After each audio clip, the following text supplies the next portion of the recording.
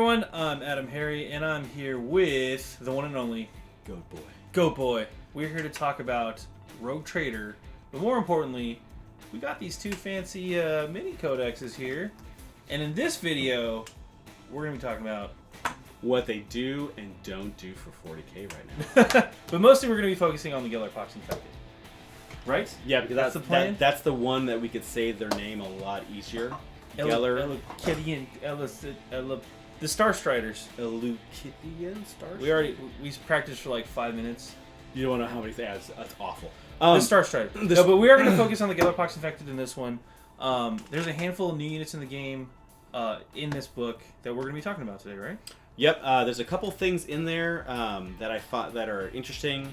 The biggest overall branch of it is that these are very small, tiny units. Yeah. So from a standpoint from what you would normally say from competitive 40k, there's nothing in here that I think you're going to see because it will take up a detachment. But it is interesting to see maybe some ideas that might show up in a later thing or a later release. We shall see. But it's interesting. I mean, there's things in here that are interesting enough and kind of fun enough and everything else. There's a couple of the units that I think that if they had larger unit sizes, they could actually be good. Yeah. But I think it all boils back to, again, Thomas is going to be going at this from a competitive angle. I'm more of a generalist when it comes to it. But it's, again, I think because you can only get these models in the box currently, and because the mini codexes are mini codexes, you're not going to get all of the options that we would see in like a full codex. We saw the same thing though with Adeptus Custodes, Sisters of Silence, which will hopefully get something at some point. Exactly, and now we've seen how much they filled those books out to actually make, like, again, the Custodes became a real boy. I'm still waiting on that Sisters of Silence. Anyway, the Gellerpox infected, the Gellerpox infected. All in all, overall though, they are a real faction now. Right. They come with their own units. They have a warlord trait. They have stratagems. HQ, troop. Yeah. Elites, all this other stuff. It's kind of goes back to the days of when you had 7th edition, where you had these like the old Adepts Mechanics is like, hey, we got one troop, or we got a bunch of elites and these guys like the old Harlequins. That's what it feels like without the ability to expand into those units. So it's I see it more as a mini codex for to go beyond Kill Team. So if you have these models and you play for Kill Team and you want to kind of do something else with them outside of Kill Team, that's what I see this is for, which makes it, that makes a little more sense on it. I don't think, like you said, I don't think they're going to make a huge impact on the competitive scene, but I think that's mostly because of the model count. You just can't, you don't have the options you would get. Like the for instance, the Hullbreakers, the big beefy dudes that we have here, you can't. You get 3. You get 3 in the box, and the unit's 3, and that's and they're like weird spawn. I mean, I will probably see them use a spawn more than anything else, but they're basically like a weird chaos spawn, and they're all right. I mean, they do some decent damage. They move pretty fast. They're all like their rules are not bad. Their points are fine. They're great. But while we're getting into the rules and stuff, let's go ahead and talk about the faction overall for the Gellerpox infected. First off, they're Nurgle. They're Gellerpox infected.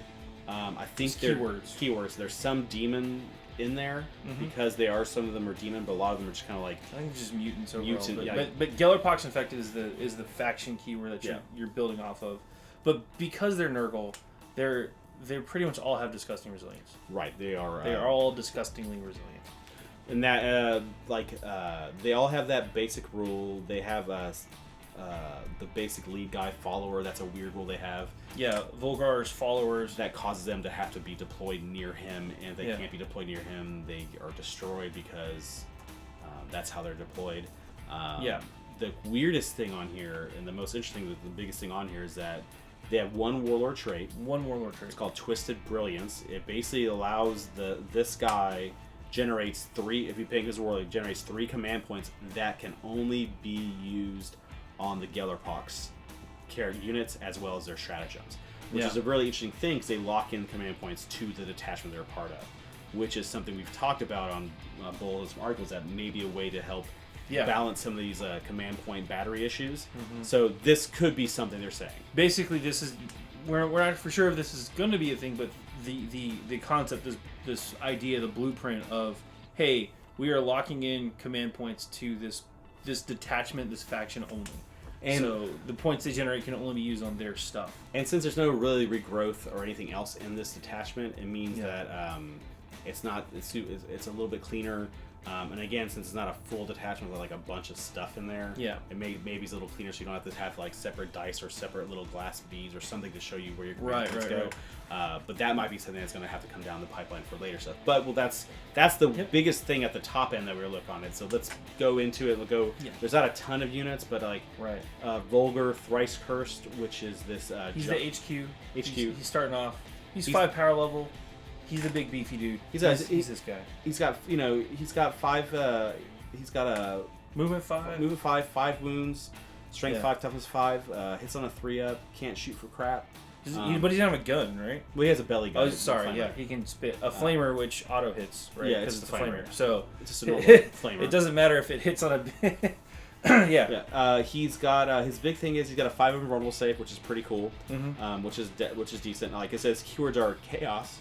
Yep. And Gellerpox infected, and then it has keyword Nurgle. Yeah, he actually does not have the demon keyword. He does not. I don't think a lot. Like only. I don't think any of them do. Maybe the Glitchlings. They say some. I think some of them do. Those are the little pox walker, not poxwalker, Nurgling ones. His one thing is he has a heroic visage because he'll strike 1 from leadership characteristics when they're within 6 inches of any enemy models. With this ability. So. I think they lock in the heroic visage as the same thing in other ones, so you can't necessarily stack it. I wish you could stack it because then there'd be something interesting on it. But I mean, like I said, he's a beefy dude. He's a big beefy dude. He's got disgusting resilient, a 5-up invul, a 6-up t-shirt shape, but you're gonna take the 5-up anyway. So go 5-up, 5-up. He's got 5 wounds, so I mean, he's not too bad. Yeah, I mean, 4 attacks on the charge, and his flesh ripper claws, they're not bad. It's +1 strength. He's hitting on strength 6. With the AP -2 and 2 damage a pop. Yeah, so he hits 4 swings. I mean, potential 8 damage for a 5 power level HQ. That's not bad. No, it's not bad. I mean, he is a very cool model. The weirdest thing on him is that he's got drills on the back of his. I don't think about those things anymore. I just find it weird. Like I don't know how he moves. I mean, he can't. I mean, I guess he never sits, but I mean, he has robot legs. So I guess he never sits anymore. But that's me. These are the things I think about painting. Well, I mean, like this is the thing I think about when I just like I look at anything I draw and design. So I was like, how's this guy gonna go? How's he function? How's he go to the bathroom? Dude, he's got a flamethrower in his belly. I don't think he's using the bathroom like normal. Maybe the flames are his waste exposure. Is how he. It's Nurgle. That's Nurgle. He's got a front butt. So front butt. front belly. Copyright that. That's Goatboy exclusive.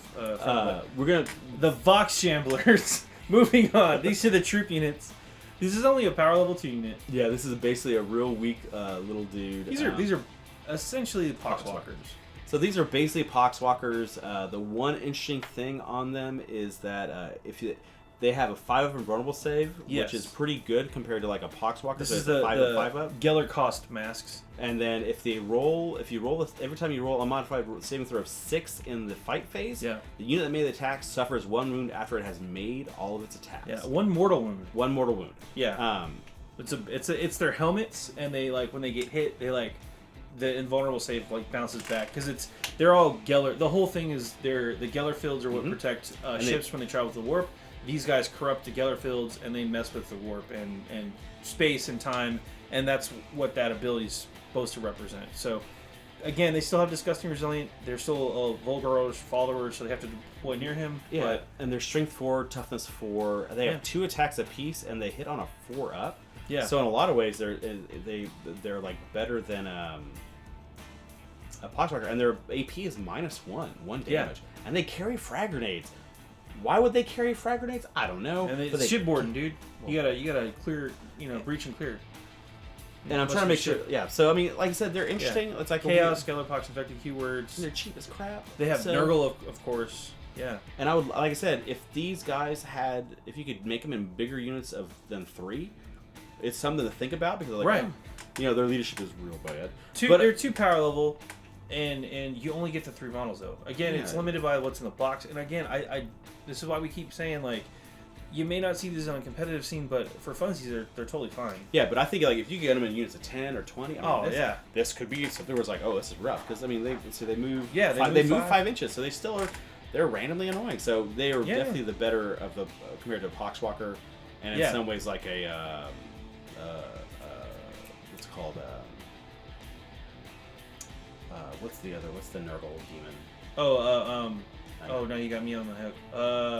I can see them right now. We have them. I know, it's the green guy with one eye and the horn. Yeah. We'll come back to it. It'll hit me in a minute. What's it called? Death? No, not Nurglings. I want to say I know, Nurglings. Like, we got Nurglings. Not Blight, not something. Blight, Oh my god. Plague Bearers. Hey! There you go. Yay! They're literally like in a case right there. I'm staring and they're at them all like, right there like this. I was like, so Plague Bearers. Bearers. I think they seem like a better Plague Bearers. I mean, they do better damage. Like, it could be awesome in big, fat units. I mean, but, Yeah. And they're not demon. And they're not demon. So that means that Grey Knights...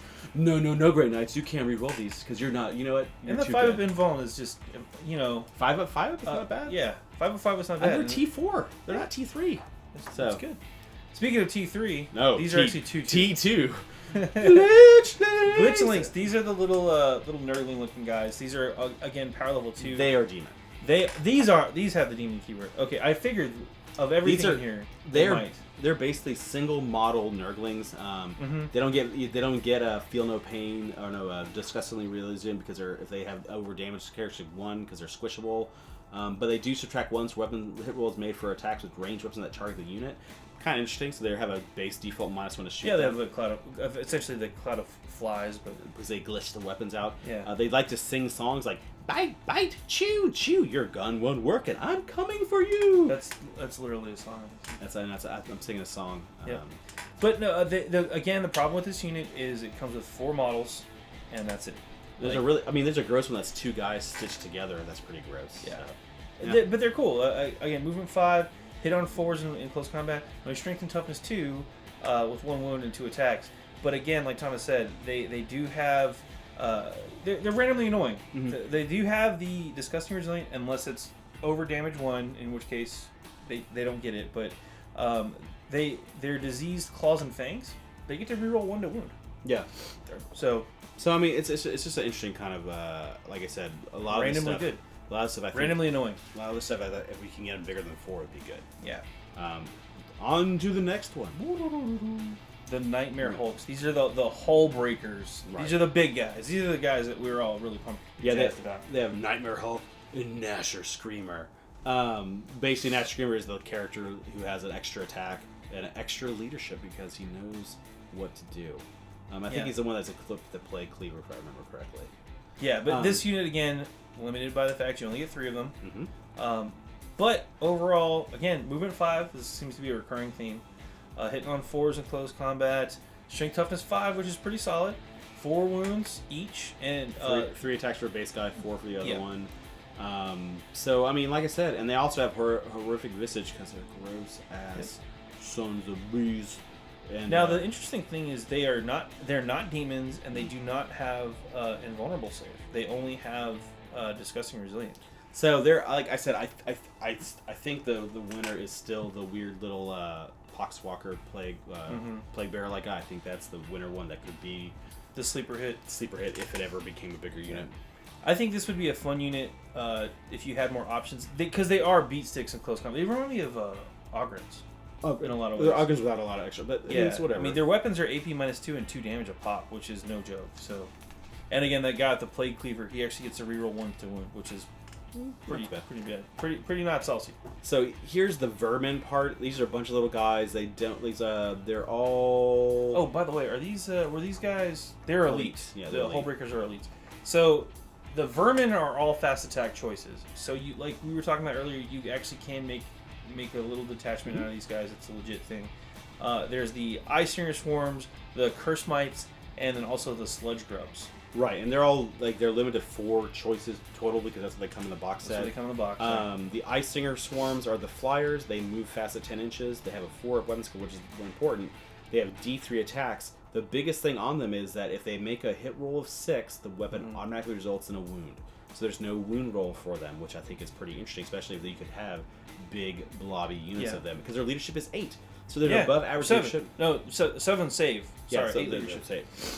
They have and they're -1 to shoot because they hit rolls, And they add a unit to them every turn. Yeah, add one slain model to this unit at the start of every turn. So they just, the little fly dudes just keep coming back. And they have a weird rule, mutoid vermin, which all of them seem to have. They don't count towards the attachment in an army. So they're just there. So I like these guys are cheap. I think they're power level 1, which means I think they're 3 points a piece. Yeah, they're dirt cheap. So which I was like, you could have these guys that would just fly around and be in the way. Yeah. And they're so annoying too. They don't have disgusting resilient. They don't. Which is a shame, because if they did, it'd be so annoying to deal with, because you'd have to dedicate fire to them. On top of that, the hatchlings, so they get one slain model back at the start of every turn. Right. So you'd have to wipe the squad out with a round of firepower. Otherwise, they're just going to keep coming back and be annoying. So, Ice Eater Swarms, Curse Mites. The flea-like things. They don't have disgusting resilient either. They're fast. They consolidate in 6 instead of 3. The one cool thing, every hit roll, unmodified hit roll of 6 made for the attack hits twice. That's cool. Now they're only strength 2, so like, man, if they actually if they did like everything else. If they do any damage, you're gonna be glad. But I mean, they're not gonna really do any damage. They're just fast and annoying. Yeah. They don't take it. They have the same mutoid vermin rule. They do have leaping insectoid zones, which allows you to reroll failed charge rolls for this unit as well as consolidate. And you can go 6 inches into 3 instead of 3 when you consolidate. I expect these guys to be. They move 8, so I expect these guys to be like, "Hey, take a charge so my other guys don't get killed in the Overwatch." Yeah, or my guys charge you to tie you up so that I don't get shot, while my shambling guys get a little closer. So, but yeah, those two. I see that for a kill team, because they'll all be like 4 separate little turds. Yeah. And then the last one is sludge grubs, which is looks like a pile of doo doo. The worms. Yeah. They are a little stronger. Strength 3, tough 2, 1 wound, and again 1 attack. They still hit on 4s. They do have a shooting attack though, so they are BS4. They have a pistol shot. Both of them, their APs. Their APs are -1 and it's strength 3, which would be user. Yeah. The one thing is each roll d6 each time a model in this unit is slain in the fight phase. On a 6, that killed model suffers a mortal wound after it's made all its attacks. So they could explode and maybe do some damage on someone. So that's kind of cute. Yeah. So random acid blood, you kill it, it bleeds on you, and you take a wound for it. But yeah, they don't have. They are Nurgle, but they are not demons. None of these are demons.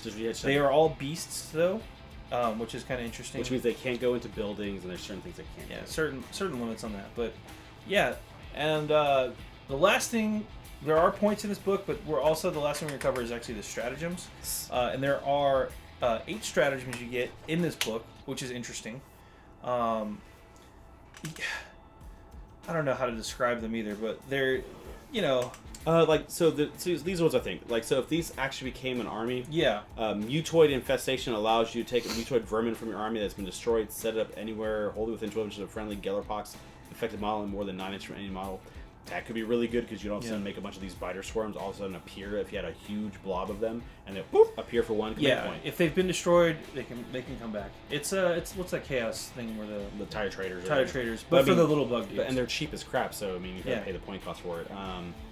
Fairy demise, basically if the big huge belly guy dies, he can explode, and everyone on a 4+ 6 inches takes a mortal wound. I mean, this is you think about this for kill team. This could be really powerful for kill team, but I don't know if you can even use some of these strategies. Well, yeah, these strategies are different. They're named similar to the tactics and kill teams, but straight up using these guys in the game. So these are the actual 40k stratagem they use. Machine glitch is an interesting one. It's 1 CP. Uses stratagem after a unit of glitchlings from your army has fought in the fight phase. Choose an enemy vehicle within 1 inch of that unit and reroll 1d6 for each model in your unit. For each 4-up, the enemy suffers a mortal wound. So those little annoying, glitchlings running around the table, randomly causing mortal wounds to vehicles, just tying them up in close combat. So there's a Geller shift again, like if the units could be bigger. So they say it's a Vox shamblers, which are those guys that we call better plague slightly bears. Better poxwalkers, plague bear, plague walkers. Plague walkers. So basically, you'd be able to take that unit as it shifts into the Geller field, and then it appears somewhere else on the battlefield more than 9 inches away from the enemy. That seems pretty powerful and could be very good if again you could have more of these guys. Now it's interesting too because you could actually Geller shift and then use the mutoid infestation to bring extra bugs with them. So, I think that's all of the strategies Do we want to finish them out? I mean, there's only a handful. They're okay. Again, it's all based on if we could get more of these guys. Yeah. Insane gibberings. Is there a psyker in this? I mean, this is for enemy psychers, yeah. Yeah, enemy psyker within 18 inches of Volgar. Subtract what from psychic text within 18, so that's. I mean, hey, Shadows of the Warp. I mean, it's one command point, so I mean, it's 18 inches. It's not bad. It's a big 36-inch bubble. Yeah, I mean, it's a low enough command points, in which most of these things are low command points. So I mean, in reality, that's cool. I mean, that's that's the thing. All of these are 1 CP too. The Twisted Blessings is for the Hull Breakers. It's really sad. It's only one. You basically Hull Breaker and gain back one lost wound. It should be D3 wounds. If it was D3, that'd be real good. Yeah, because in my it's 1 CP. Yeah, that probably won't win you the game, but it'll keep them in the fight a little bit longer. Yeah. So the other two, let's see, Corruption and Decay. You describe at the end of the fight phase, choose enemy unit within 3 to Gellerpox from your army. Until the end of the phase, add 1 to all rune rolls made for Gellerpox models from your army that when they target its enemy units. That's pretty good too. I mean, that's like I say, hey, I'm going to target and hit them better. Like that's good too. Like especially if you make a unit, guys, Gellerfield and H.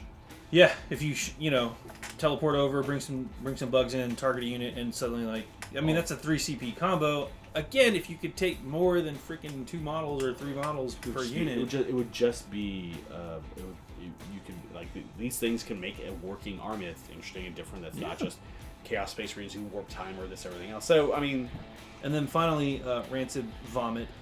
Use this strategy in your shooting phase. Choose a Hullbreaker model from. I want to call them Hellbreakers. Yeah. Hullbreakers model from your army. Then choose an enemy within 6 inches of that is visible to it. Roll 3d6 for each 5-up the enemy suffers a mortal one. So it's like it's a little weird little smite thing. Smite Vomit. For 1 command point. I mean, it's 1 command point. So. If it was 4 or plus, that would be even better. But yeah, I think 5 up, you're on average going to get 1. So it's 1 CP with the potential of doing 3 mortal wounds. Not great, but look, man, my plan is to roll 6s. Plan and roll 6s. When you only got 6s on your dice, that's what you get. Well, that's all we're covering in this video today. We'll be back with another video talking about the Orlothian Star Striders. I got a fish on my belly. He does have a fish. It was on the model. Anyway, I'm AdamHarry. I'm Goatboy. Thanks for watching. Click to subscribe. Check out more videos. And thanks for watching.